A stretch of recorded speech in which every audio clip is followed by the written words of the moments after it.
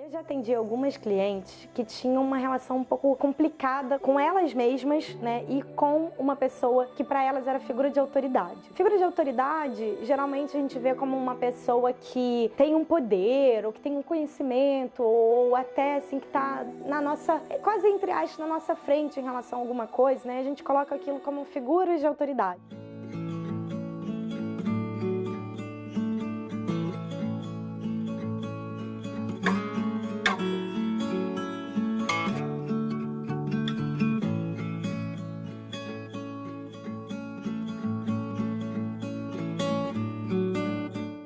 A mãe, o pai são vistos como figuras de autoridade, um professor, um médico, pessoas assim. E não precisa ficar só restrita a eles. Eu dei alguns exemplos que são bem fáceis de entender. E aí, nesses atendimentos que eu fiz com essas minhas clientes sobre essa relação e sobre o nervosismo, principalmente, assim, se manifestava como um nervosismo muito grande, né? Quando elas estavam diante de pessoas que elas consideravam importantes, que elas consideravam como autoridade, a gente conduziu essas sessões, pessoas diferentes, em processos terapêuticos, né, diferentes. E aí, foi muito interessante perceber que as duas, né, viam que existia como se fosse uma questão de tamanho. A figura de autoridade tinha um tamanho maior do que elas. E aí, é interessante observar o quanto realmente, quando a gente considera uma pessoa como uma figura de autoridade, a gente quase que, assim, olha pra pessoa de baixo, né, como se ela fosse de fato maior que a gente. Às vezes não é nem o caso, às vezes a pessoa é literalmente menor que a gente, mas é como se aquela pessoa tivesse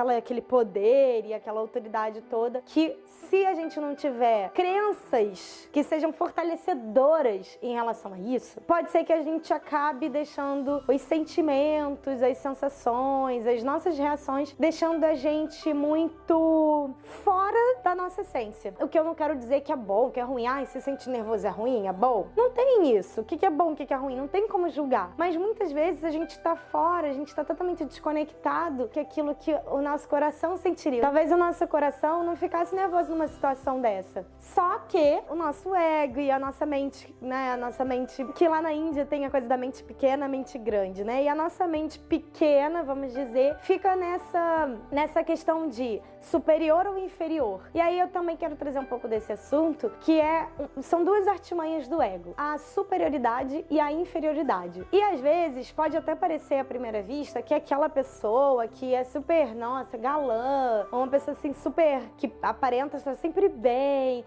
resolvida, tá rindo de tudo, pra todo mundo, etc. Às vezes parece que essa pessoa, ela, dentro dela, é super confiante, super segura, mas ninguém talvez acesse que lá no fundo mesmo, nas questões centrais, raízes dela, ela tem uma mega insegurança. E aí ela usa toda uma maquiagem, toda uma máscara nos papéis sociais da vida dela pra não transparecer essa insegurança, essa falta de confiança nela mesma. Faz sentido? E aí, por que eu tô trazendo superioridade e a inferioridade, essas artimanhas do ego pra gente se proteger no final das contas, né? Que é muita intenção do ego proteger a gente. Pra você refletir, pra você parar pra pensar também se, quando você tá diante disso que você chama de figura de autoridade, se talvez, só talvez, você não esteja colocando alguém ali ou como superior ou como inferior. E a princípio, o mais comum seria de as pessoas pensarem que a pessoa que vê que a figura de autoridade é maior e é, nossa, superior, etc.,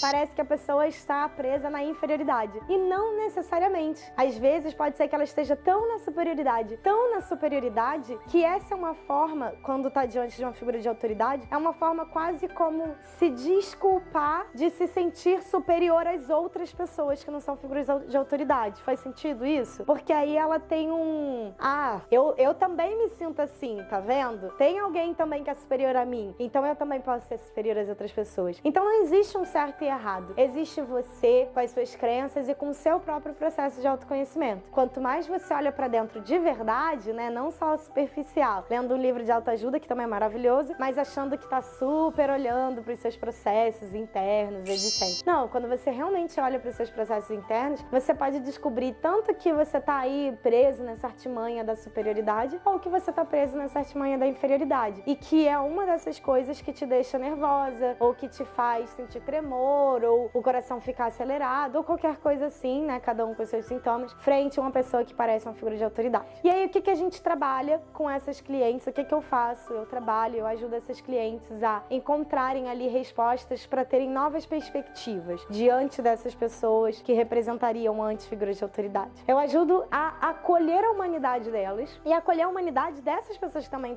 são figuras de autoridade para elas. E quando a gente faz esse acolhimento, no final das contas, o que a gente percebe? Que todos somos humanos, uns iguaizinhos aos outros, com as mesmas questões, com as mesmas complexidades, com as mesmas inseguranças, os mesmos medos, as mesmas vulnerabilidades, só que cada um demonstrando de um jeito diferente, cada um no momento de consciência disso diferente, e tudo bem. E aí é maravilhoso, porque quando a gente consegue olhar para aquilo, para uma situação que antes deixava a gente nervosa e que era tido como uma situação onde aquela pessoa representava uma autoridade, etc., e a gente consegue olhar para aquela pessoa como um ser humano como a gente, não só a gente está se dando a chance de poder ser quem a gente é e ser natural e se expressar naturalmente, sem ficar abafado pelo nervosismo, etc., quanto a gente está dando a possibilidade daquela pessoa também poder ser só quem ela é, um ser humano, acima de qualquer papel que ela tenha, profissão, reconhecimento, etc, etc, etc. Espero que a reflexão de hoje tenha feito sentido para você. Se você tem alguma questão com figuras de autoridade, espero que esse vídeo já tenha ajudado a você trazer novas reflexões, mas se você quiser, fala comigo, me escreve, eu sempre deixo meu e-mail aqui embaixo do vídeo, e aí você pode entrar em contato, marcar uma conversa, marcar uma sessão e eu, quem sabe, posso te ajudar a trabalhar suas questões relacionadas a isso. Se você gostou, não se esquece, dá o seu like, compartilha, deixa um comentário dizendo o que você achou e a gente se vê no próximo vídeo.